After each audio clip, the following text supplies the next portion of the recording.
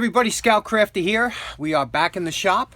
We had a great day yesterday. We went to the Long Island Antique Tool Collectors Association meeting, and I met up with Dan, Steve, Ramel, Kent's mom.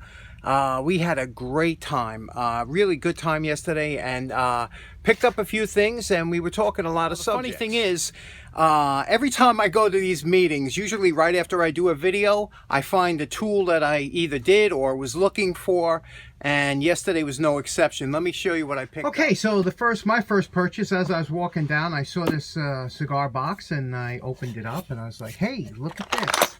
We just restored one of these, and I was like, this is the same type of die handle as the one restored, only it's a little bit shorter. It's the shorter version, but it still holds the 1-inch button dies, and it had a couple of dies in here.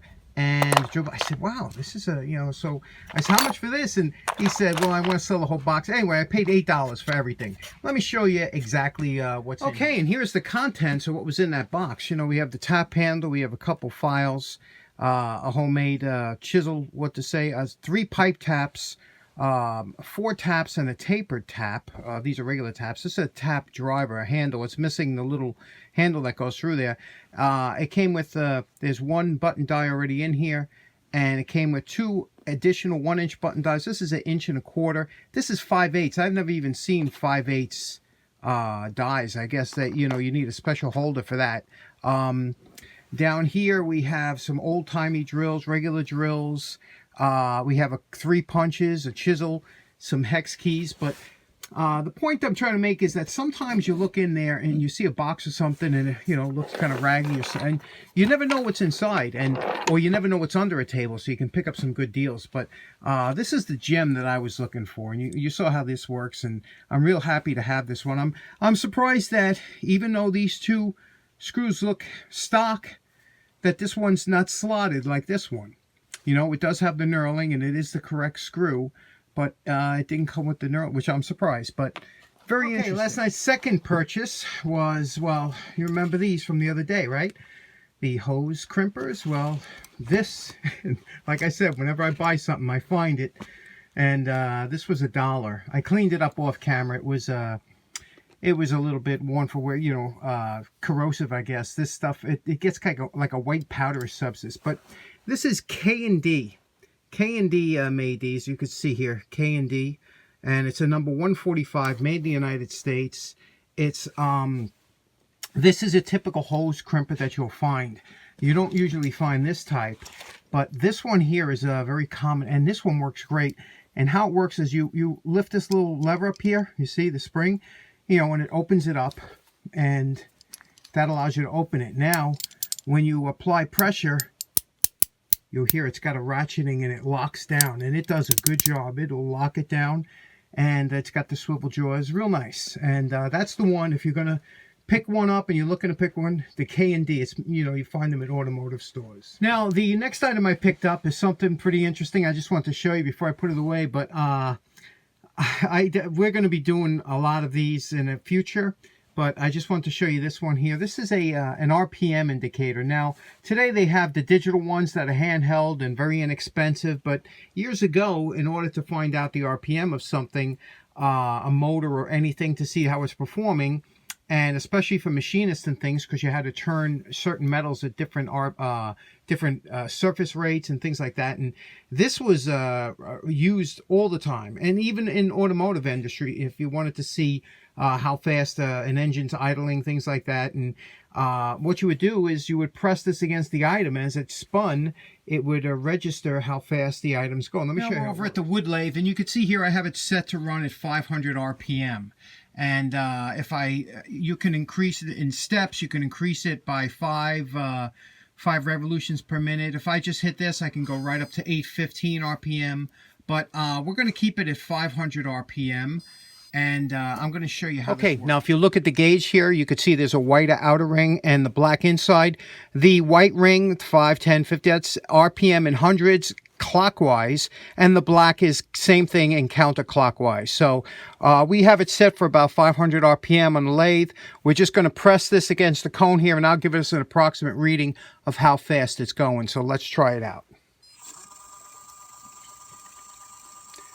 Okay, you can see 70-year-old technology still works.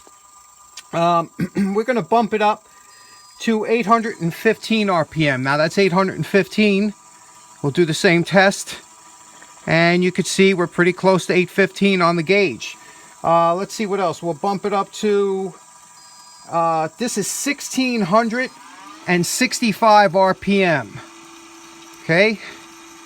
And you could see what it's registering. So pretty amazing how that works and how after all these years it's still very accurate. Okay, a couple people from last video was telling me that they found threading interesting, as I do, and they want to see was there an inexpensive way that they could find out about their nuts and bolts and things other than my thread checkers, which are quite pricey. These are cheaper. They're made by Peck Tools. You can see here, this one here is metric, but since only Liberia, Myanmar, and the United States use Imperial, we'll go with the Imperial.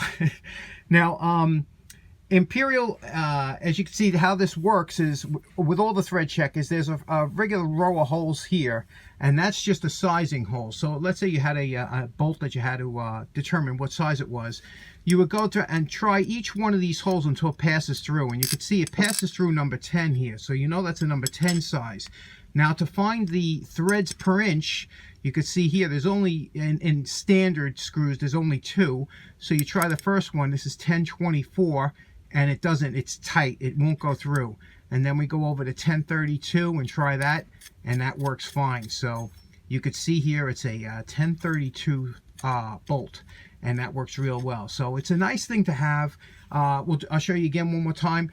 You pass this through, here's the what we did the other day. We'll go down, try and pass it. It won't go into 12, but it passes through here, and that's 1/4 inch. You could see. Now to see what the threads are, we go to the right. 1/4 by 20 is the first one, and you can see that screws in very nice. And there's your 1/4 by 20. So this is a good thing to have if you don't have any other way to check threads. And you can see how the metric one works. You have, again, you try the holes first. When you get one that passes through, then you go through to see the type of pitch that's on the thread. So Peck Tools makes these. I got these used, but real nice quality.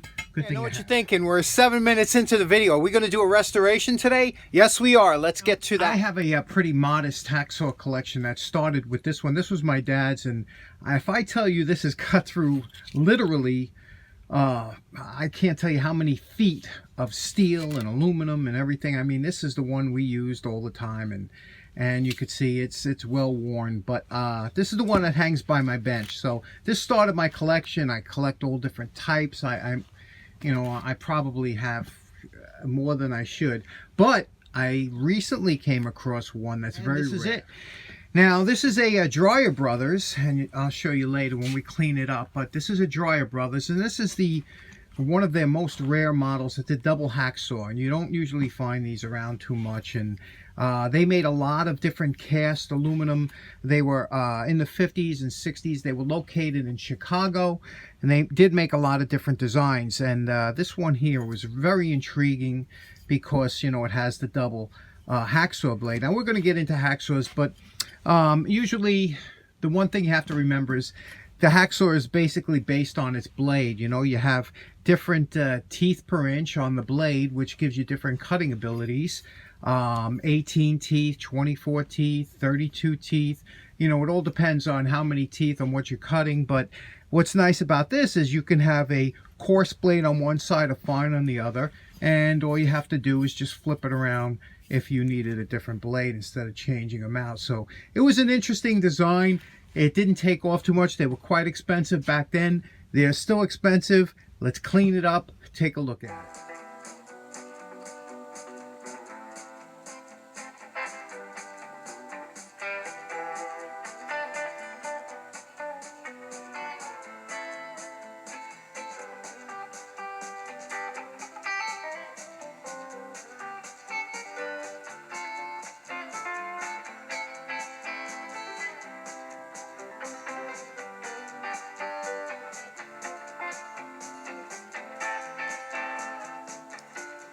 Now, you know my favorite part. Remember what this looked like before we started.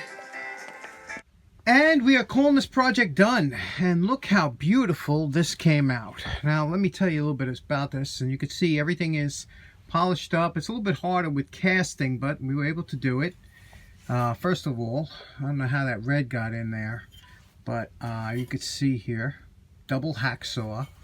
And it was made by the Dreier brothers. You see, the Dreier brothers out of Chicago, Pat Pending. I don't know what that 37 is, but it says it on both sides. And here's how you tighten and loosen it. You can see here, it'll say tight and loose, and you just give this a little bit of a turn, not much at all, and it will loosen out. That's it. Not even a full turn, and this is loose. And you give it a 3/4 of a turn back and they're tight, so that's nice. You could take the tension off of the blades when you're not using it. I have this set up just the way I would use it. Took all the forging marks out. It's just beautiful, huh? And look here, you see I have this one here. It's takes 12-inch blades. This is 18 teeth per inch, and on the other side I have 32 teeth per inch. Now the beauty of that, and you're probably wondering, a lot of people probably have hacksaws, didn't even know, or why do you have different teeth blades? Let me go through that real quick. Now, if you were to look under a magnifying glass, under a hacksaw blade, this is basically somewhat what it would look like. On the top here, that's representing 14 teeth per inch. That's what the TPI stands for. How many teeth there are in 1 inch, and the bottom one would be 32 teeth per inch. Now, you could see one is much finer than the other. And what you would use that for, okay, basically the reason we have different teeth per inch is because when you're cutting a piece of metal like we are here, you always want 3 teeth to be sitting on whatever you're cutting at all times so that it doesn't dig in and you could cut across. So you could use something like this on here because you could see there's 3 teeth sitting on there at all times. Now, if I flip this, you could see that if I tried to use the same coarse blade, the teeth would catch the corner of the metal that I'm trying to cut, and that's how you shear teeth off and damage your teeth. So that's when you would move to a 32. You see, now we have 3 teeth resting again. So that's the reason that you want a finer or coarse blade. The thinner the material, the more teeth per inch. So if I was cutting solid stock like this, I could go with the coarser blade. However, if I was cutting tubing, that's when you want the more teeth per inch, the finer blade. So 32 teeth per inch for this one, and this one you could use 14 teeth per inch. And that's basically what the TPI guidelines. So what made this hacksaw so ingenious is that I could cut with this here 18 teeth. I can cut some solid stock, and if I came up to some tubing, I could just flip it over and cut some tubing. Now, if you're wondering what kind of blade should you have at home, this is 24 teeth per inch, you could see, and this is considered more or less a in-between blade. You know, you could do both, some tubing, some solid stock, but just so you know, the best way to do it is to have a couple of hacksaws hanging next to the bench, and one with a fine, medium, and a coarse blade. Anyway, I hope you enjoyed the presentation. Thanks so much for tuning in. Take care now. Have a nice day. Bye-bye.